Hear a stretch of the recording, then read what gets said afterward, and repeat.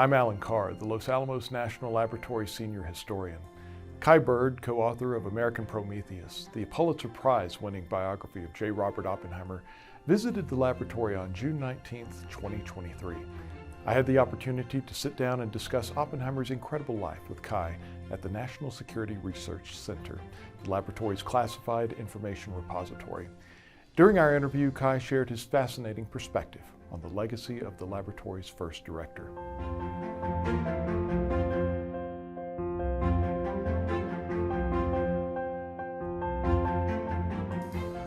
Well, it's a great pleasure, Kai, to welcome you back. You've been here before. It's great to have you back here in the room again. And Kai, you know, your work over so many years, not just American Prometheus and your involvement in that, but in so many different books and articles on so many different subjects. It really is an honor to have you back here in our repository. Well, thank you, Alan. It's a real pleasure to be in Oppie land. That it is, especially this summer, of course, with everything that's going on. And so, you know, of course, you are one of the co-authors of American Prometheus, the Pulitzer Prize winning biography of Oppenheimer, and there have been many, but yours is special, I think, and there's a lot of competition there as well. You know, I know that, you know, sadly, Marty's not with us, Marty Sherwin, anymore. He'd been involved in this for a very long time. And can you tell us a little bit about how you got involved in the creation of this incredible biography? Oh, it's a wonderful story. You know, Marty Sherwin signed a contract with Knopf in 1980 to do a biography of J. Robert Oppenheimer. And he was a great historian. He passed in October of 21.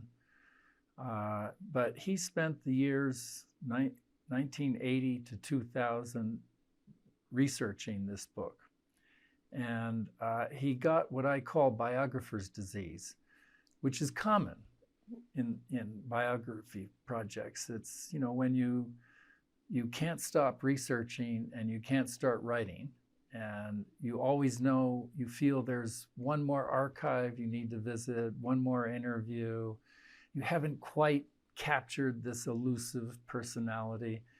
And Marty was just, he was obsessive about tracking down Oppenheimer. And finally, in the year 2000, he came to me and he told me we were friends, acquaintances, and then we'd become good friends over the years. And he came to me and he says, Kai, I want you to join me on this project. And if you say no, my gravestone is going to read, he took it with him. He had a very sardonic sense of humor, and he was a wonderful guy and very funny at times. And he had a sort of sense of perspective about this project, but he understood how important it was, and that's partly why he got obsessed with the research. And he claimed to me that there was still more research to be done, even after 20 years.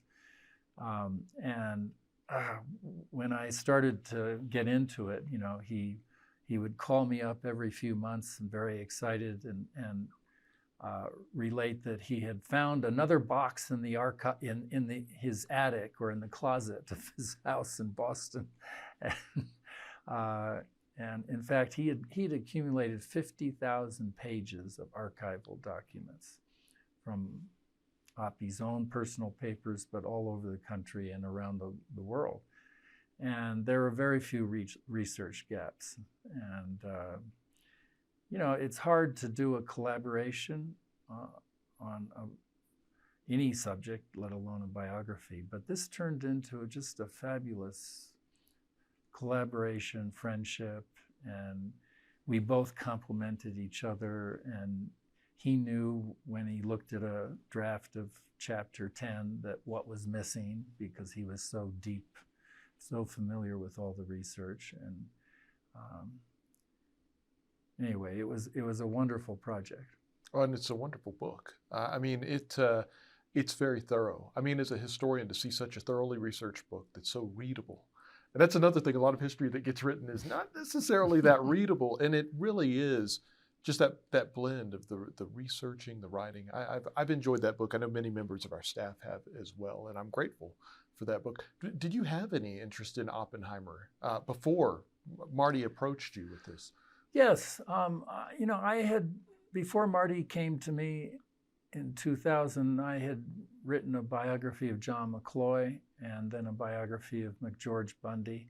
And both these men had known Oppenheimer and had become friendly with him and knew of his great work. And Oppie had tried to brief Jack McCloy on things atomic.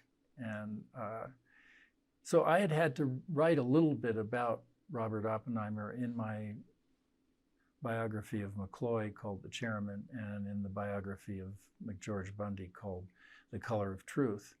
And I'd actually written a whole chapter about Oppenheimer and the decision to use the atomic bomb in the Bundy book. So I was familiar with the story and understood its importance. And, it was a real honor to be invited by Marty to join him on his project. It really was his book, and I just sort of got it across the finish line. Yes. Well, you got an autograph request at dinner last night, as I recall, and Yeah. I think you may get some more before the day is over. How many copies of the book approximately do you think have sold thus far? Oh, it's around 185,000 copies have been sold so far. Right, and there may be a lot more orders placed. We hope so, yes. The book is having a second life. Yes, It came out in 2005 and won the Pulitzer in 2006, but it's continued to sell all these years, and now with the Christopher Nolan film, it's, I think, going to be on many Christmas lists. Well, let's hope so. It's as tens of thousands and maybe soon hundreds of thousands of people will have seen this book. What do you hope that people will take away upon reading this? I mean, it's an investment of time. There's a lot of information there, 600-700 pages. When people are done with it, what do you want them to? What's your hope? Well, biography, I've always argued, is the best form of history. It's the best vehicle for conveying, stories about the human condition, because you're focused on the life of one person. And you can empathize, you can get into the story, and it becomes a story, a page turner. You want to know what happens to this person. And along the way, you learn a lot of history. I won't claim that you'll learn a lot of quantum physics in my biography of Oppenheimer. I'm the guy in college who took a course in physics. It was called Physics for Poets. But it was enough to be able for me to describe the work that Oppenheimer did on black hole theory and quantum physics, and to explain the amazing thing that he did as the director of the scientific laboratory here at Los Alamos during World War II. And it's a fabulous story, but it's also, and you learn a lot about the man. And so one thing I want people to understand is how complex and fragile human personality Robert Oppenheimer was. He had a very privileged childhood, but it was also troubled. He had a long adolescence. It took him a long time to grow into a man. And he understood the fragile nature of the human condition. And that gave him a sort of certain empathy. He was very sweet and patient with his students and strangers on the street. And yet he had this intensity, those bright blue eyes and a curiosity about the world and the physical world that led to his work in physics. But he had also, as a physicist, he was a good physicist precisely because he was a polymath. He had an interest in history and French literature, and he loved Ernest Hemingway novels, and he acquired an interest in the Hindu scriptures, the Gita, so much so that he got Berkeley's only professor of Sanskrit to give him private tutoring lessons in Sanskrit so that he could read the Gita in the original. I mean, he's a really compelling personality and very intense. So you'll learn about Oppenheimer, but then you'll learn about this incredible story, the dawning of the atomic age and the creation of this weapon of mass destruction in the midst of total warfare, World War II. But you'll also learn something even more important, because it's a story not only of triumph, it's a tragedy. Marty Sherwin, when I joined him on the project, in the year 2000, 20 years in, he turned to me at one point and he said, the two of us would not be working so hard on this project if it was just a story about the father of the atomic bomb, if it was just a story about the making of the atomic bomb. No, what really makes it interesting is that 9 years after Oppenheimer is celebrated as America's celebrity scientist, his image is on the cover of Time and Life magazine. 9 years later, after he's an American hero, he's brought down in this humiliating trial, a kangaroo court that strips him of his security clearance, and then they leak the transcripts, and it's on the front page of the New York Times that he is suspected of being disloyal, suspected of not being a patriotic American. And it's a terrible humiliation for Oppenheimer, and a terrible fall. So that's the story. It has an arc.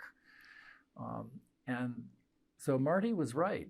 That story, the fact that he is also not only the father of the atomic bomb, but the chief celebrity victim of the whole McCarthy era, is really important history. It conveys a lot about our current problems.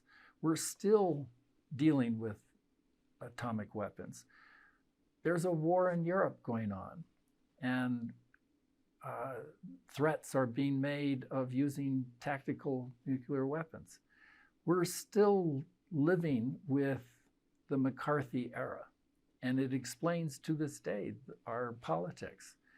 And so this book is something special. I say with all humility that it's something that can convey a lot of history about the American condition and the atomic age. Yeah, beautifully said. Thank you, Kai.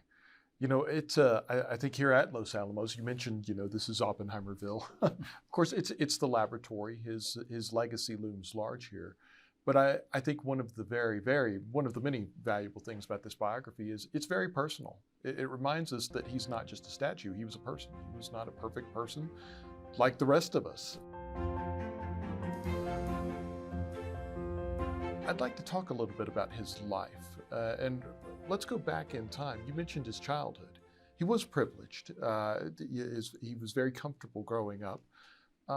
But what were some challenges he faced? What are some of the most notable aspects of his childhood in your mind? Well, he had a privileged childhood. He grew up in New York City.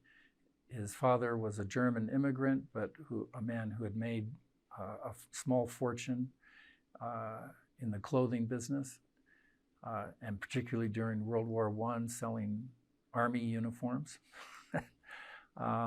And Robert's mother was an art collector and a painter herself, of German ancestry. They were both of Jewish ancestry, but they were raised they had become part of the Ethical Culture Society, which was sort of an offshoot of Reform Judaism. And Robert grew up in a lovely 10-room apartment on the Upper West Side of New York City. He had a chauffeur that took him to school. He had a nice sailboats that he could go sailing on the Long Island Sound. He, he grew up in a little privileged cocoon, but he was clearly from a very young age quite smart, interested in science. He had a rock collection at the age of 10. But he was socially awkward, and awkward in making friends, awkward around women, and he was sort of a nerd. Do you think it was? I mean, his intelligence level, that he was. When you're Robert Oppenheimer, what's your IQ? How far along have you developed intellectually versus the other 7-year-olds? He was painfully aware of his own intelligence, and I think at a young age didn't know how to funnel it. There's a story in the book of him turning to a classmate at the ethical culture school and telling this young girl at the age of 10 or something, well, ask me a question in Latin and I'll answer you in Greek. So he often came off with, well into his 20s as a young man who was a little strange and arrogant and full of himself. But as I said, he had a sort of fragile psychological personality, and he was physically fragile. He wasn't an athlete as such. He had a case of tuberculosis as a young man. But his father sent him off as a teenager one summer to New Mexico.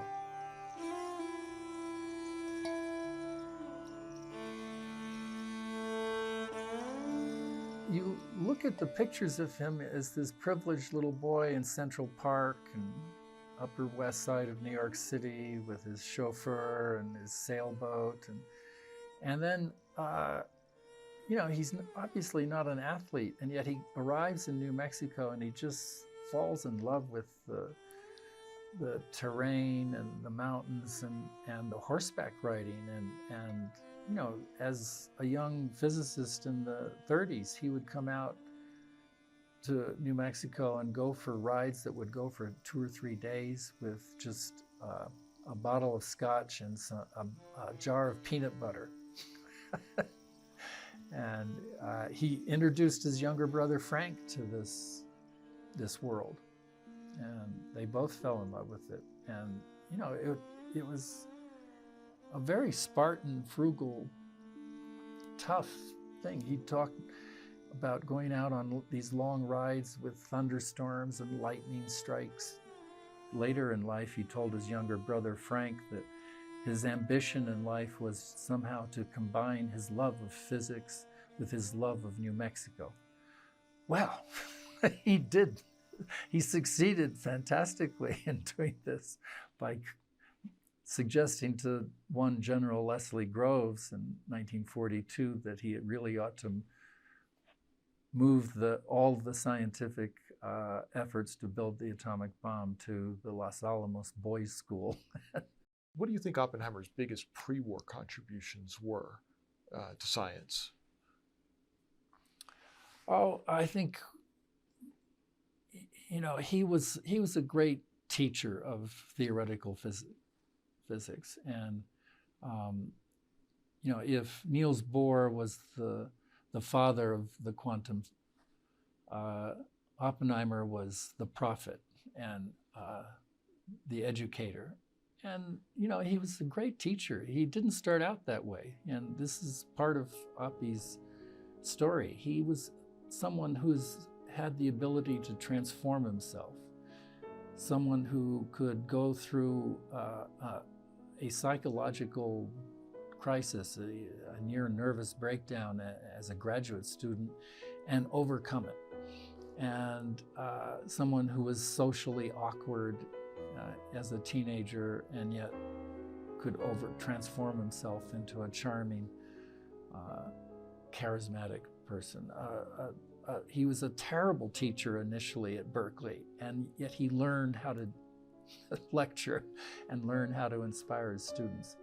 And his best physics was done at Berkeley, I think, in collaboration with a graduate student who co-authored with him a paper on black hole theory, predicting the existence of black holes, just on the basis of theoretical physics. He wasn't a great mathematician, but he could understand and imagine and take quantum and see its implications. So that was probably his biggest contribution. And of course, people say that he never won a Nobel, but if he had actually gone on to study black holes a little more seriously, he wrote one small paper on it in 1939, but he never had the inclination to stick with one thing. He would go on to a new problem.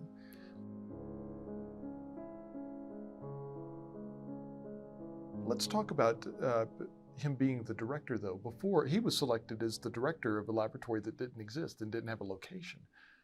Why? Why Oppenheimer? Yeah, it's a very improbable choice that General Groves made. Groves himself was appointed director of the Manhattan Project. He was reluctant to take the position. He wanted a combat slot overseas, leading a division. But this was more important. And so suddenly Groves, who had training as an engineer, is made head of this project. And he realizes he has to find someone who understands quantum physics, and yet someone who can lead chemists and engineers and physicists in a project that is going into the unknown. And I think originally Groves's notion was that he would recruit people from all over the country and university settings. And when he finally met Robert Oppenheimer, he was interviewing, he went all over the country interviewing various candidates. And I think Oppenheimer was very low on the list. He was 38 years old. He'd never administered anything more than a few graduate students at Berkeley. But someone had told him that he ought to talk to Robert. And in their meeting, Oppenheimer, when he wanted to, he could put on the charm.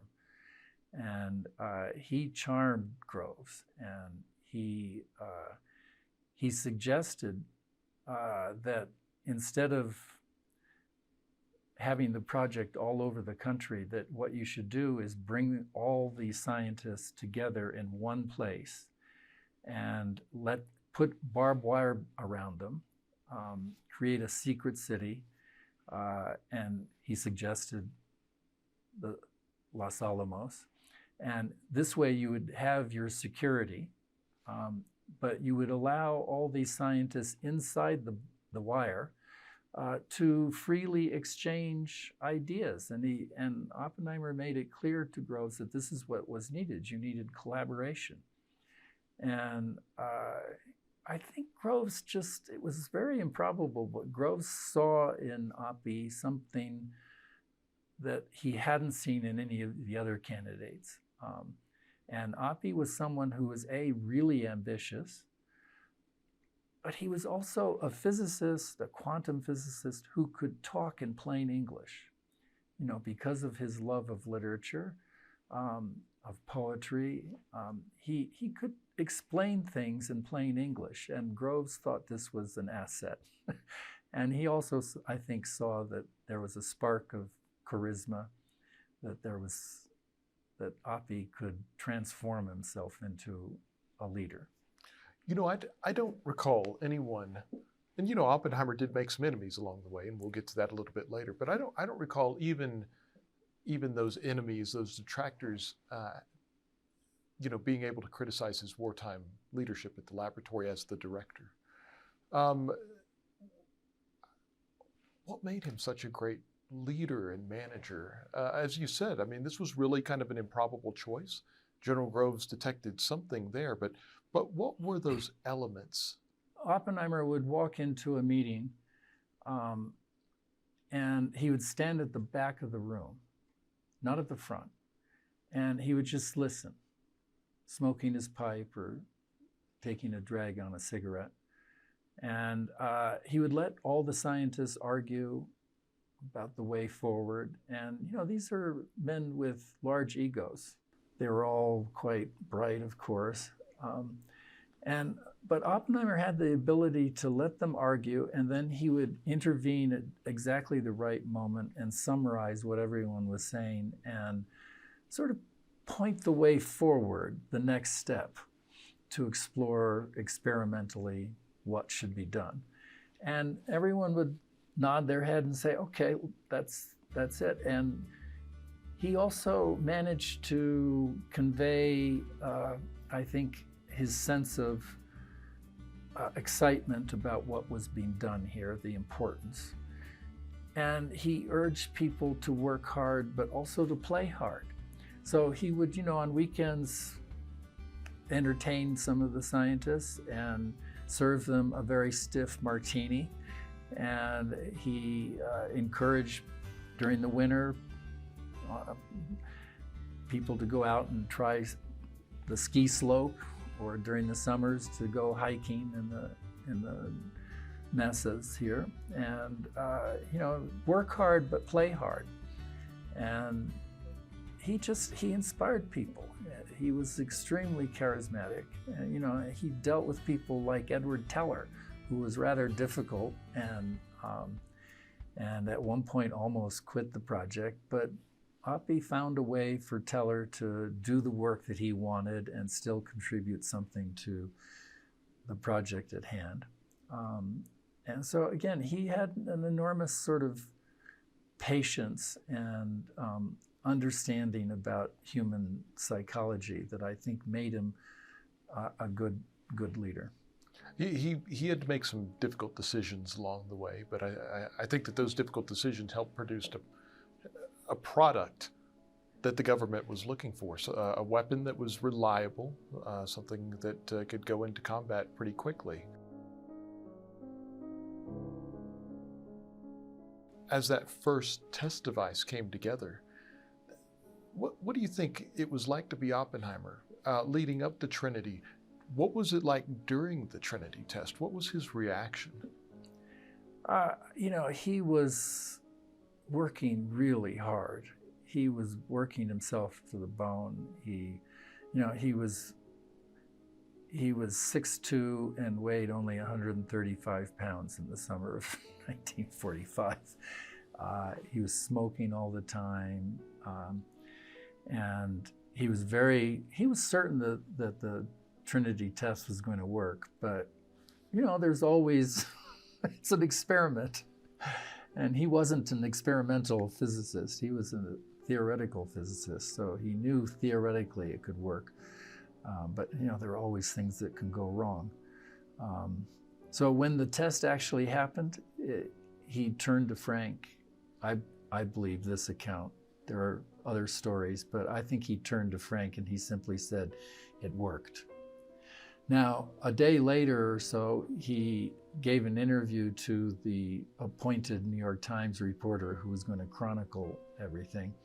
And he told Lawrence, who asked him, well, what went through your mind when you saw the Trinity test?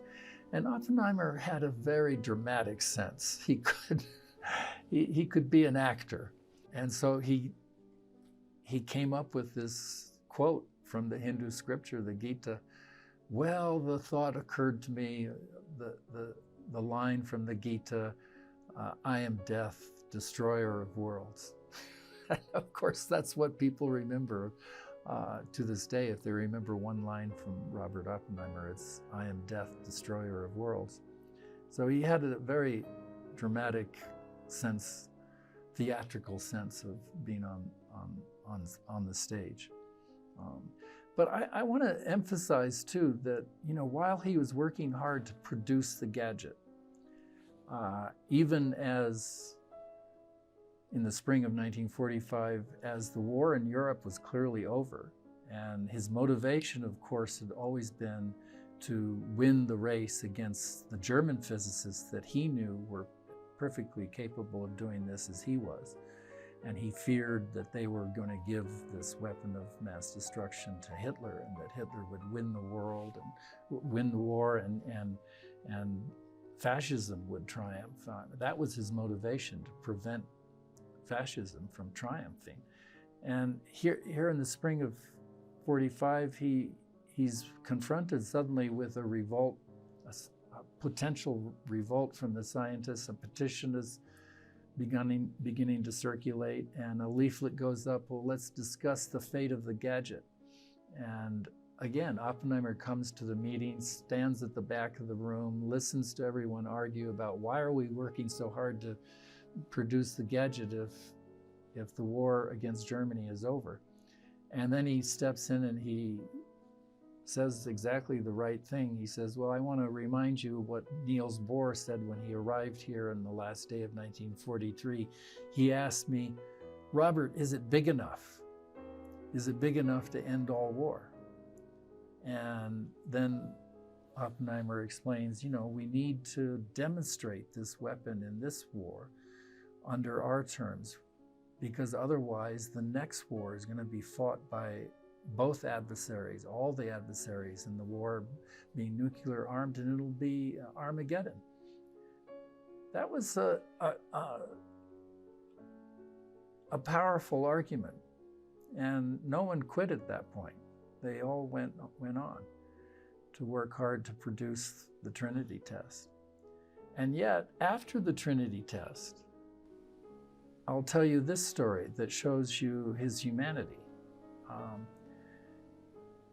Very late in my collaboration with Marty Sherwin, I discovered the fact that Ann Wilson was still alive, and that she had been Oppie's last secretary here in Los Alamos.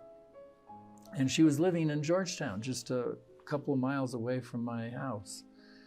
And I tracked her down, and she told me this story, that one day after the Trinity test, she's walking to work with Robert, as she called him, and suddenly he starts muttering to himself, those poor little people, those poor little people. And Anne stops him and says, Robert, what are you talking about? And he's shaking his head, and he says, well, the weapon is now a weapon, and it's going to be used on a whole city because it has to be that large of a target. And they're going to be, those poor little people are going to be the victims. And yet Marty and I, when I told Marty this story, he pointed out in the chronology that Oppenheimer was that week, within 10 days of that story, he was meeting with the bombardiers who were going to be on the airplane that drops the weapon, and he was instructing them exactly at what altitude it should be detonated to have the most devastating, destructive impact. And so he was, doing his duty and being the scientist, paying attention to the details of the work. And at the same time, he was painfully aware of the moral consequences and the tragedy that was going to unfold. So that's something admirable about, that's what you want in a scientist. You want someone who understands the consequences of what we're doing. So that's another reason why his story is, even all these many decades later, is so consequential. Here we are in a society drenched in science and technology. We're on the cusp of AI, artificial intelligence, that's going to change our world in how many ways, I don't know, but it's going to be a revolution. And scientists are doing this, and yet we're not yet having a discussion about the consequences, and we don't have scientists who are talking about trying to explain to us in plain English the consequences. And part of the reason that we're sort of hobbled in that discussion, I'm afraid, is that it comes back to what was done to Robert Oppenheimer in 1954, when he was put on trial as the most famous scientist in the country, and he was humiliated. And that, of course, sent a message to scientists for the next several generations. Beware of getting off the territory. Beware of speaking as a public intellectual about politics or public policy, because you could be tarred and feathered like Oppenheimer was. So it's an incredible story. Let's talk about Hiroshima and Nagasaki for a moment. You've talked about, how he felt leading up to this. He was one of the few people on Earth that knew that it was going to happen and what it would be like, most likely, when it did unfold. How did he feel about that in the immediate aftermath, in the years that followed? Did his opinion evolve in any way? What did he think about the atomic bombings? Well, it's very curious. Robert Oppenheimer, the father of the atomic bomb, never publicly announced that he had any regrets about what he had done. He went to Japan once and was met by a bevy of Japanese reporters who asked him how did he feel about being the inventor of this weapon of mass destruction that had been used on 2 Japanese cities. And his answer was very elliptical. It was something about how, well, I don't think I slept any worse last night than the night before. It's like, but in fact, we know, I, as the biographer, can tell you that we know from Kitty's letter, his wife's letters to her friends right after the news of Hiroshima and Nagasaki, that Oppie plunged into a deep depression and she feared for his life. He was so moved and sort of shaken by reading the reports of what had happened on the ground in Hiroshima and Nagasaki. And we also know, we can hear Oppenheimer's own voice on tape giving a speech 3 months after Hiroshima, in which he's talking to the American Philosophical Society in Philadelphia. And he is saying extraordinary things for the father of the atomic bomb. He's saying, you have to understand that these weapons are cheap. You may think that they are expensive. But any country, however poor, that wants to pursue these weapons can do so. It's an engineering problem. The physics is known. These are weapons for aggressors. These are weapons of terror. And he also says that this is a weapon that was used on an essentially defeated enemy. This is a reference to the fact that after Hiroshima, he comes back to Washington and he's given briefings in the War Department, and he realizes how close the Japanese were to being defeated on the battlefield. And it gives him, pause. And he understands that these are weapons of terror. And of course, that's what they have been ever since. We're still living in the atomic age, and the story is not over. The last weapons used in combat were on Hiroshima and Nagasaki, and yet, it's possible they still exist in the thousands. So the story's not over, and that's kind of frightening, and that's what he was trying to warn us of, that we have to find a way to regulate, to control these weapons. And at the same time, he had no regrets, precisely because he was a scientist and he understood that human beings are not going to stop the discovery of the physical world around them. You can't stop the scientific quest. You can't stop human beings from being curious. And so science is going to discover these things. And yet, as human beings, we have to hope that we also grow enough to learn how to live with these discoveries. And so these two conflicting forces they're in his life, and he exemplifies that dilemma.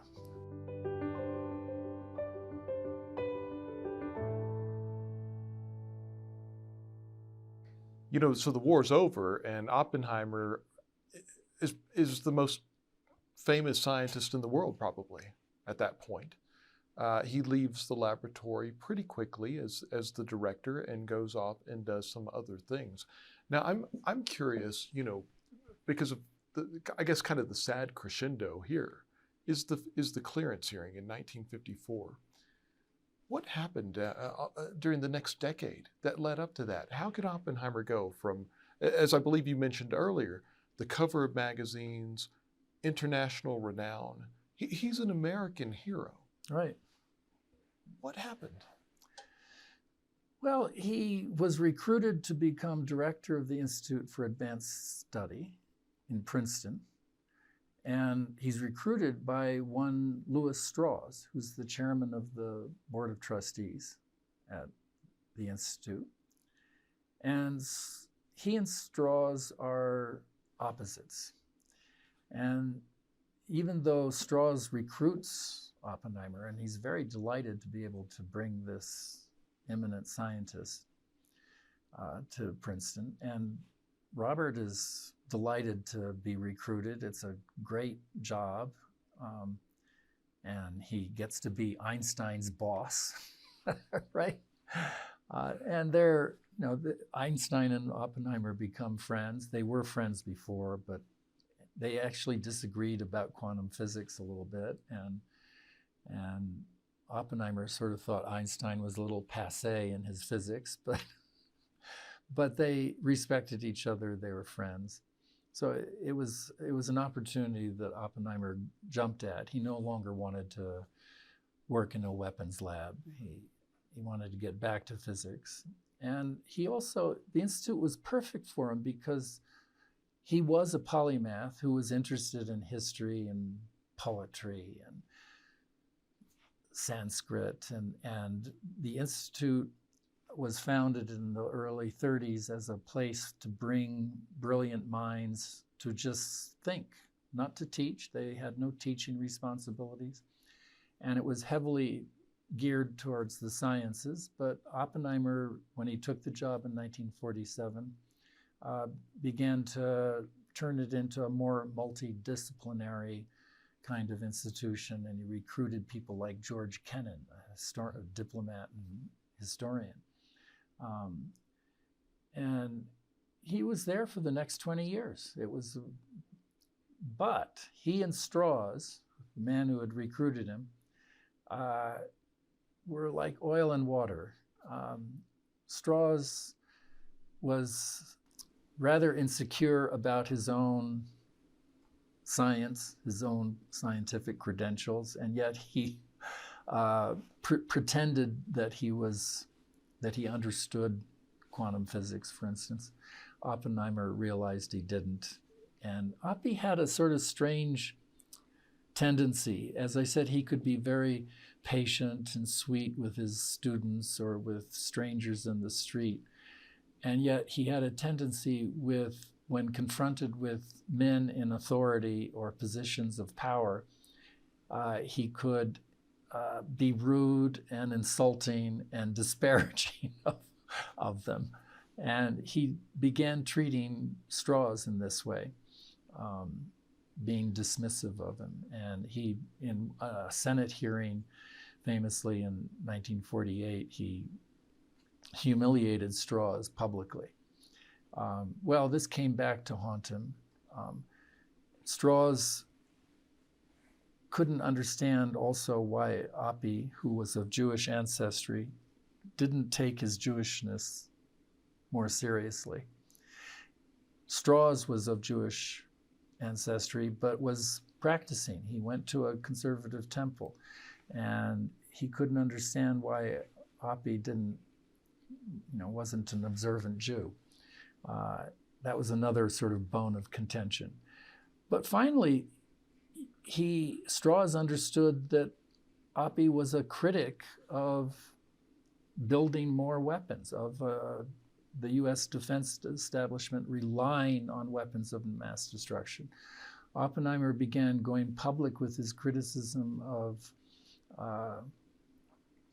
the notion that we had to build a hydrogen bomb in response to this Russian acquisition of an atomic weapon. And Oppie thought that the atomic bomb was enough, it was big enough, and you didn't need a hydrogen weapon. You didn't need to go down that route. And he began speaking out and giving speeches, and famously wrote an article in Foreign Affairs in early 1953. And Strauss saw this as evidence of perhaps an unreliability or a disloyalty. And then he was aware of Oppenheimer's earlier politics, his associations with members of the Communist Party during the 1930s in Berkeley. And Strauss incredibly just decided in early 53, soon after Eisenhower appointed him to be chairman of the Atomic Energy Commission, he orchestrated a conspiracy to get Oppie, to bring him down in his own church, in the words of Edward Teller.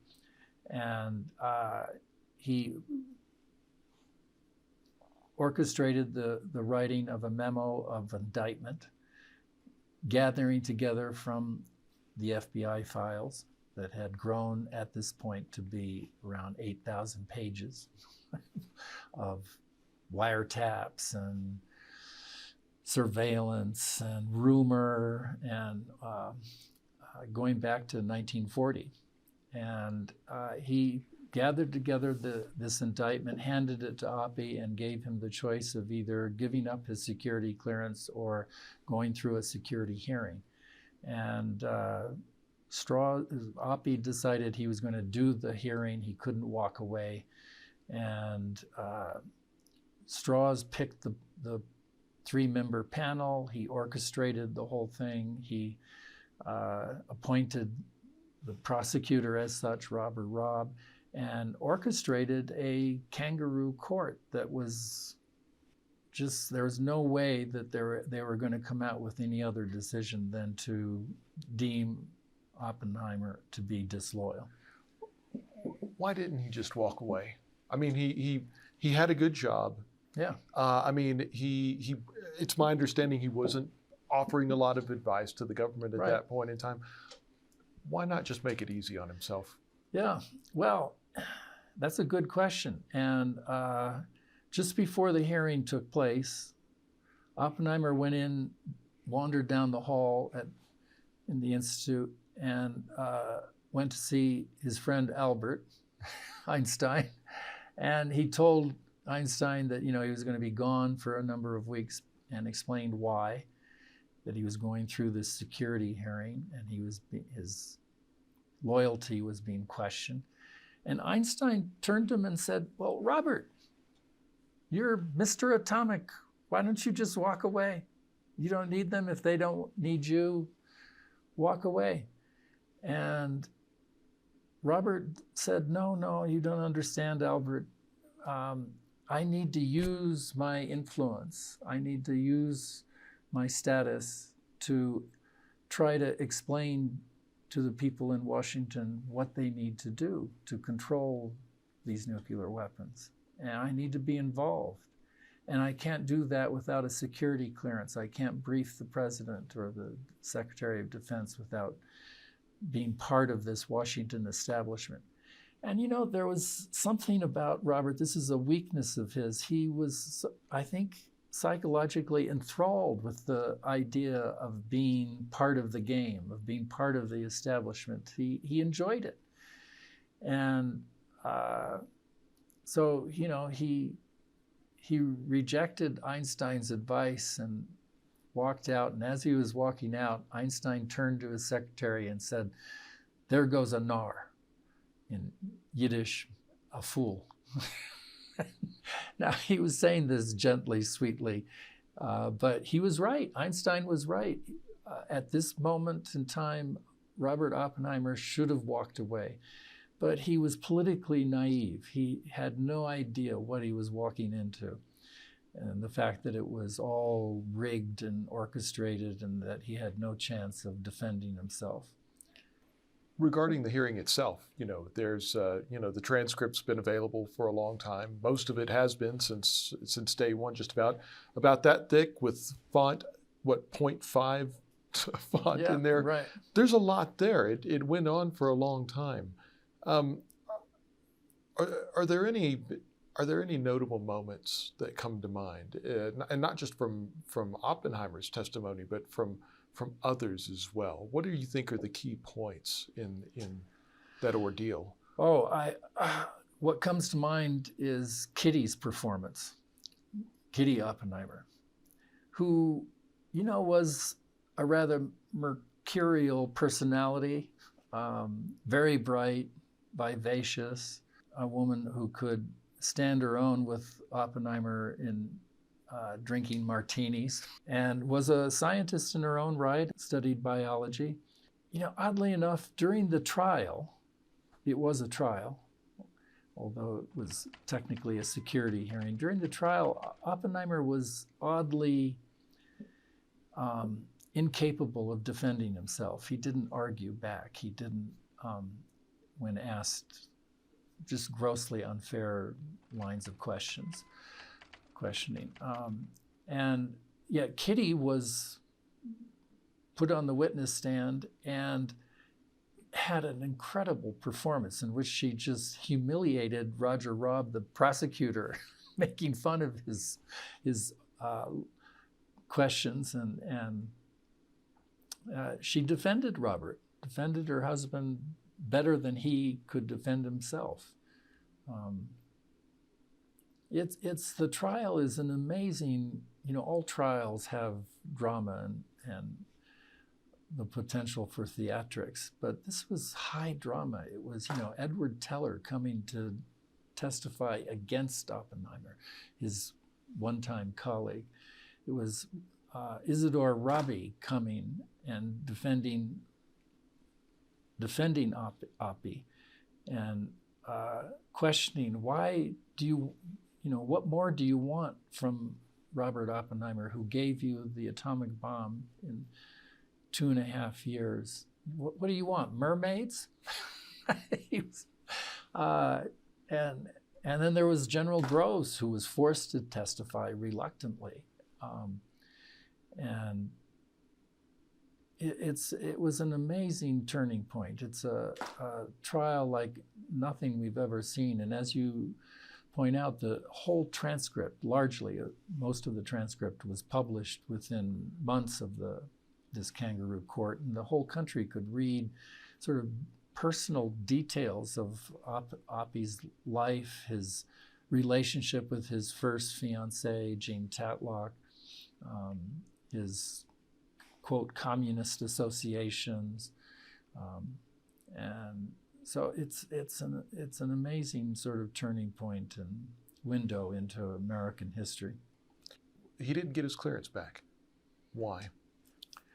He didn't get his clearance back because Louis Strauss made sure that the 3-member panel was going to vote to strip him of the clearance, to deem him probably loyal, but nevertheless a security risk because of his communist associations during the 1930s, the fact that Kitty had been a member of the party, the fact that Frank Oppenheimer, his brother, had been a member of the party.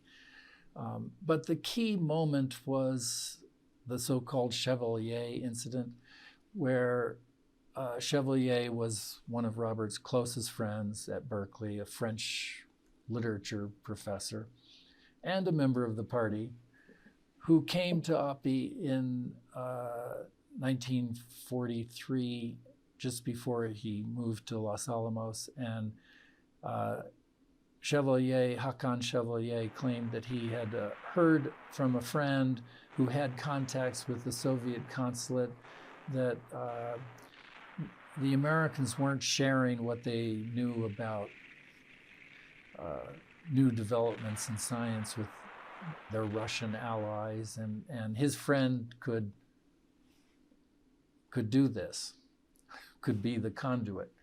And by all accounts, there were only 2 people in the room, but we know that Robert's instinctive reaction was to say, "But Hakan, that would be treason." And that was the end of it. And then Robert himself volunteered when questioned by a security officer in Los Alamos months later. He said, "Well, maybe you ought to check out this guy, George Ellerton was his name, who had approached Chevalier." But he refused to, when pressed, "Well, where did you get the name George Ellerton?" And he refused to divulge the name of Hakan Chevalier because he knew that Chevalier was an innocent, naive, and that it wasn't a serious thing, and he was no spy. So he was defending his friend and being loyal to his friend, and simultaneously trying to be loyal and trustworthy with the security apparatus. And as he later said openly in the 1954 hearing, he told a cock and bull story. So he confessed that he'd made an error. And on this, Louis Strauss and the security hearing managed to hang him. And it was something that the whole story was known to General Groves many years before. Groves learned about it in 1943 and didn't fire Oppenheimer for this. He kept him on as scientific director. And so this was used by Strauss to bring down Oppenheimer, to silence him and to humiliate him and to take him off the public stage and to prevent him from acting as an articulate public intellectual. And he succeeded. The chapter on the Chevalier affair in the book, I find myself going back to that one over and over again because it gets right to the point and talks about these different perspectives. It's complicated too, and it is. I believe, I forget the exact verbiage in the book, but the takeaway is basically, here's a throwaway conversation that probably lasted less than a minute, right, but would change his life. Why don't we talk about December 2022? Now, there had been, over the years, and maybe you could concisely tell us about some of these things that the government has done to try and make it right over the years. Those things that have been done, but maybe none of those had been completely satisfying in one way or another. And then we'll talk about what recently happened. Yeah, almost as soon as the trial was over and Oppenheimer's public humiliation was there for everyone to see, people could see that it was an unfair kangaroo court. And George Bundy, for instance, who had become a friend of Oppenheimer's, became National Security Advisor to John F. Kennedy, the new president in 1961. And Mac Bundy persuaded Kennedy to explore options for rehabilitating Oppenheimer. And eventually they decided they couldn't have a new security hearing. It'd be too politically costly. And they couldn't restore his security clearance, but finally, Bundy persuaded Kennedy to decide to give Oppenheimer the Fermi Prize, a $50,000 cash prize with a gold medal, and as for his contributions to science. And it was actually the last decision that John F. Kennedy made before he went off to Dallas. And it was the first decision that Lyndon Johnson, the accidental president as such, had to make when he became president. And Johnson decided to go through with it in a public ceremony, and they gave the prize to Oppenheimer in the White House. And that was kind of sweet justice. There's a famous picture of Robert shaking hands with Edward Teller, and Kitty standing right next to him, grimacing angrily because she hated Edward Teller for what he had done during the '54 hearing. But Teller was there because he had gotten the prize the previous year. So there were other attempts to sort of make amends. This was the major one before Oppenheimer died in 1967. But when Marty Sherwin and I finished our book and it was published in 2005, we began wondering, well, maybe there was something else that could be done. And yet, you know, the issue was still controversial. So we wrote a memo suggesting that maybe justice could be sought through the judicial system, through a court. Maybe the courts could intervene. And we went to a powerful Washington law firm and persuaded them to take this case on pro bono and to explore what could be done to exonerate Oppenheimer's name. And they appointed a young associate lawyer to do the research. And about 3 months into the project, we got a call from the law firm saying, oh, it's very embarrassing, but we have to withdraw. We can no longer do this because it turns out one of our senior partners is C. Boyden Gray, and he is the son of Gordon Gray, who was the chair of the Gray panel that convicted Oppenheimer. And he is outraged to learn that his own law firm is exploring ways to exonerate Oppenheimer and thereby muddy the name of his own father. Washington is a small town. So nevertheless, Marty and I persevered. We wrote a letter actually to President Obama, and nothing happened. This was very late in the Obama administration. And then along came Tim Reeser, an old friend whom I'd known for several decades in Washington. And Tim is the most effective man on Capitol Hill for the last 38 years. He knows how the levers of Congress work. And he took this on and found a way to make it happen. And it's an incredible decision. I was stunned when I got a call from Tim in December saying, we did it. The Secretary of Energy is issuing a press release this afternoon, and it quotes at the end of it this amazing statement from Senator Fulbright. At Oppenheimer's memorial service after he died in 1967, Senator Fulbright, William Fulbright, was quoted as saying, we should remember the contributions that Robert Oppenheimer made to our country, and we should remember what our country did to him.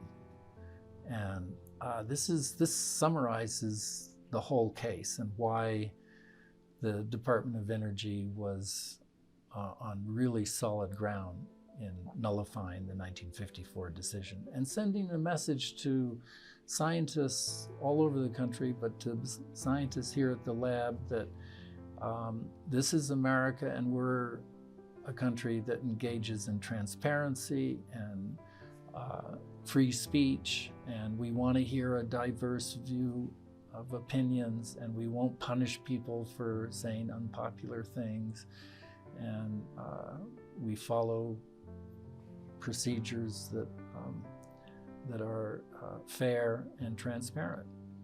And so, you know, it's very rare that any government anywhere in the world will ever apologize or take back a decision. But this happened, and again, I think it sends a good message to the history books, to young people who are going to read this story, and they'll see, well, it ended well in a way for Robert Oppenheimer. He was exonerated.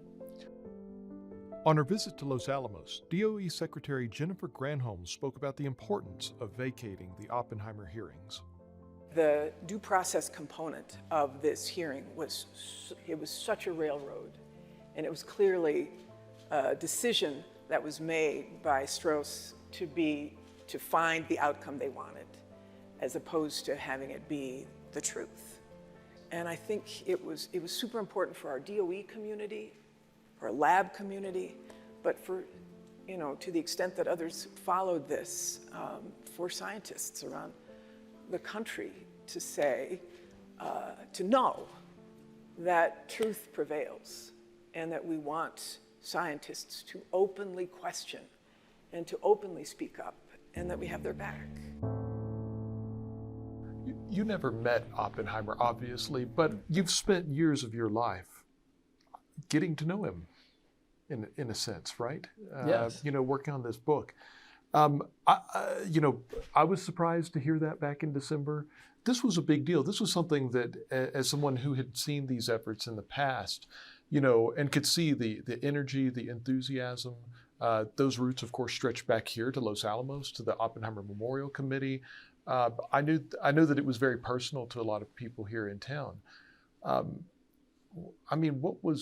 What did it mean to you, as somebody who probably knows the character J. Robert Oppenheimer maybe better than anyone else living?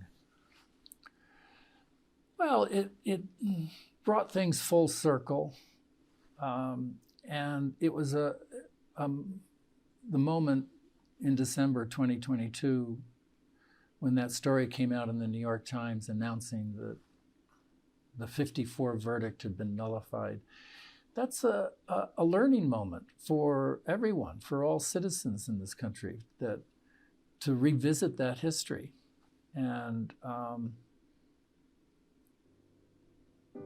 think, in a personal way, it was just, I was overwhelmed emotionally. And it was important to the Oppenheimer family, who, are extremely, they've lived with this for decades. I'm thinking of Oppenheimer's son, Peter, but also his grandson, Charlie, who is deeply involved in trying to defend his grandfather's reputation. And this was important to the family, that they haven't just been given an apology, they've been given something much more, an acknowledgement that what happened was unfair and illegal and improper. And that's an important thing.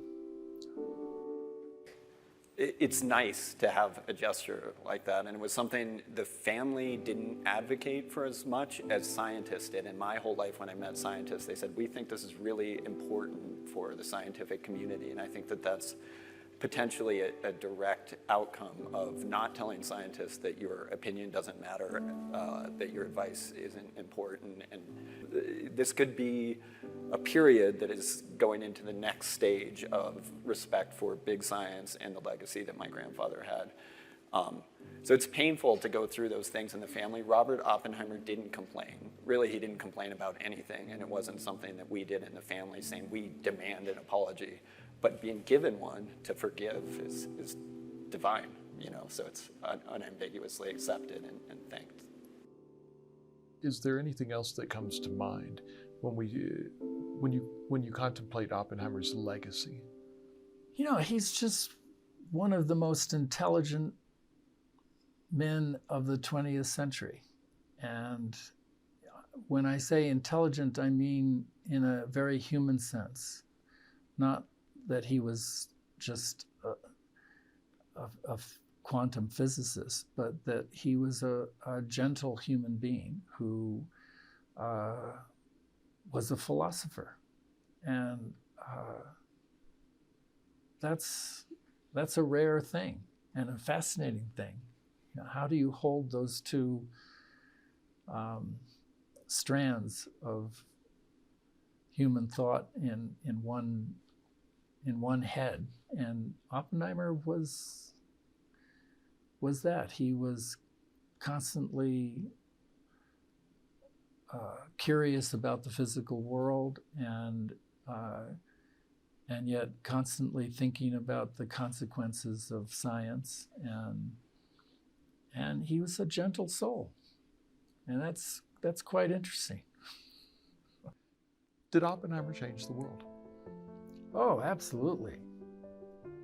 You know, he ushered in the atomic age that we are living with, that has changed our world, that is, you know, the physics that he was associated with as a young man has revolutionized our world, our iPhones, our communications, the artificial intelligence that we're all living with today is something that he was part of in a revolution in the 1920s and 30s. Yeah, he changed the world, but he also gave us these weapons of mass destruction that may someday end the world. And he was painfully aware of that sort of dilemma and contradiction, and spent much of his life trying to think and talk and warn us about the consequences of science.